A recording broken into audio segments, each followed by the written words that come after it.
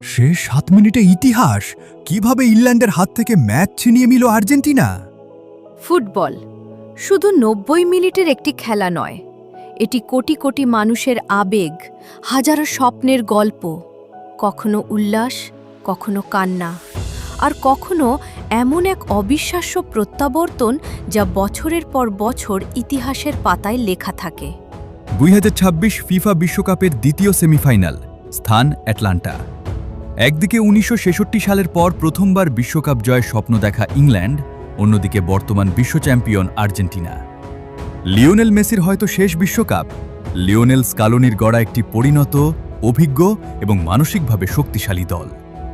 স্টেডিয়ামে হাজার হাজার দর্শক, টেলিভিশনের সামনে কোটি কোটি ফুটবল প্রেমী, সবাই অপেক্ষা করছিল একটি মহারণের।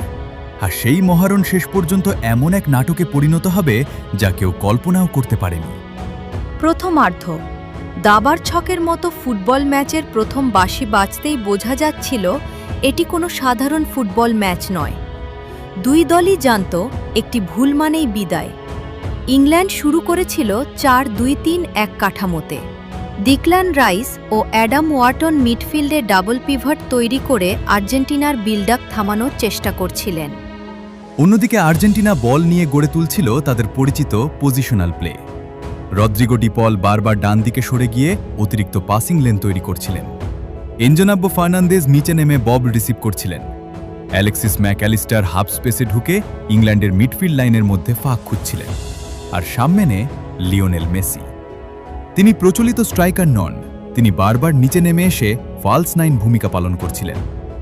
ফলে ইংল্যান্ডের সেন্টার ব্যাকরা দ্বিধায় পড়ে যাচ্ছিলেন, মেসিকে অনুসরণ করবেন নাকি নিজেদের জায়গায় থাকবেন। এই ছোট ছোট ট্যাকটিক্যাল সিদ্ধান্তই ম্যাচের গতি নির্ধারণ করছিল। প্রথম ৪৫ মিনিটে খুব বেশি গোলের সুযোগ তৈরি হয়নি, কিন্তু যে জিনিসটি চোখে পড়েছে তা হল ইন্টেন্সিটি। ১৯টি ফাউল, শারীরিক লড়াই, প্রতিটি বলের জন্য যুদ্ধ। এটি ছিল বিশ্বকাপ সেমিফাইনালের প্রকৃত চিত্র। দ্বিতীয়ার্ধ ইংল্যান্ডের স্বপ্নের সূচনা ৫৫ মিনিট। মর্গান রজার্স ডান দিক দিয়ে অসাধারণ গতিতে উঠে এলেন। তারপর একটি নিখুঁত লো ক্রস। অ্যান্থনি গর্ডন ঠিক সময়ে বক্সে ঢুকে এক টাচে বল জালে জড়িয়ে দিলেন। গোল। England ১, Argentina ০। স্টেডিয়াম কেঁপে উঠল। ইংল্যান্ডের বেঞ্চে আনন্দ। থমাস টুখেল হাততালি দিচ্ছেন। গ্যালারিতে ইংল্যান্ড সমর্থকদের গান। মনে হচ্ছিল ইতিহাসের অপেক্ষা শেষ হতে চলেছে। ১৯৬৬ সালের পর আবার বিশ্বকাপের ফাইনাল। কিন্তু ফুটবল কখনো কখনো সবচেয়ে নিষ্ঠুর খেলাও বটে। স্কালোনির নীরব পরিকল্পনা গোল খাওয়ার পরও স্কালোনিকে উদ্বিগ্ন মনে হয়নি। তিনি জানতেন তার দলের সবচেয়ে বড় শক্তি হল ধৈর্য। তিনি উইং বদল করলেন, ডি পলকে আরও এগিয়ে দিলেন, ম্যাকঅ্যালিস্টারকে বাম হাফ স্পেসে সরিয়ে দিলেন, এনজোকে আরও স্বাধীনতা দিলেন। মেসি নিচে নেমে এসে বল বিলি করতে শুরু করলেন। ফলে ইংল্যান্ডের মিডফিল্ড ভেঙে যেতে লাগল। ইংল্যান্ড ধীরে ধীরে নিজেদের অর্ধে আটকে পড়ল।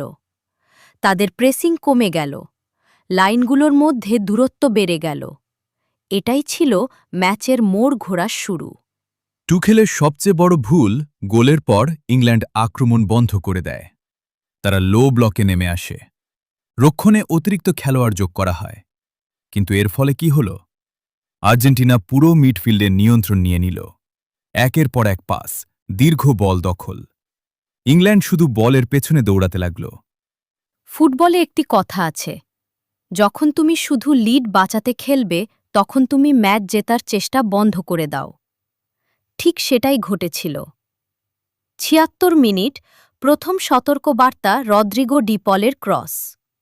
ম্যাকঅ্যালিস্টারের হেড, বল পোস্টে লেগে ফিরে এলো। এই মুহূর্তেই বোঝা যাচ্ছিল গোল আসছে। ইংল্যান্ড তখনও শিক্ষা নিল না। ৮৫ মিনিট, এনজোর বিস্ফোরণ, বল পেয়েছিলেন এনজো ফার্নান্দেজ। সামনে কেউ প্রেস ৮৫ মিনিট, এনজোর বিস্ফোরণ, বল পেয়েছিলেন এনজো ফার্নান্দেজ। সামনে কেউ প্রেস করতে আসেনি। তিনি ১ সেকেন্ড সময় পেলেন, আর সেই ১ সেকেন্ডই যথেষ্ট। ডান পায়ের দুর্দান্ত শট, বল সোজা জালে। 1-1।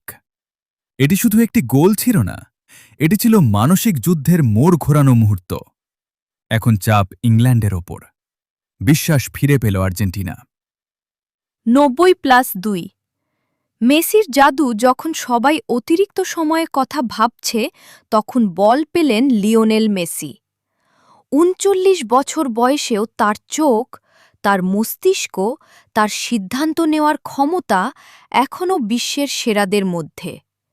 একটি নিখুঁত ক্রস। লাউতারো মার্টিনেজ দৌড়ে উঠে এলেন। অসাধারণ টাইমিং, শক্তিশালী হেড, গোল। 2-1। আর্জেন্টিনা এগিয়ে গেল।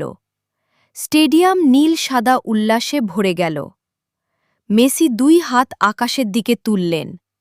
স্কালোনি বেঞ্চ ছেড়ে দৌড়ে এলেন।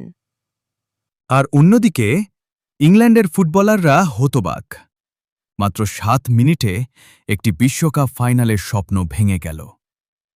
এই ম্যাচে আর্জেন্টিনা জিতেছে শুধু প্রতিভায় নয়, জিতেছে কৌশলে।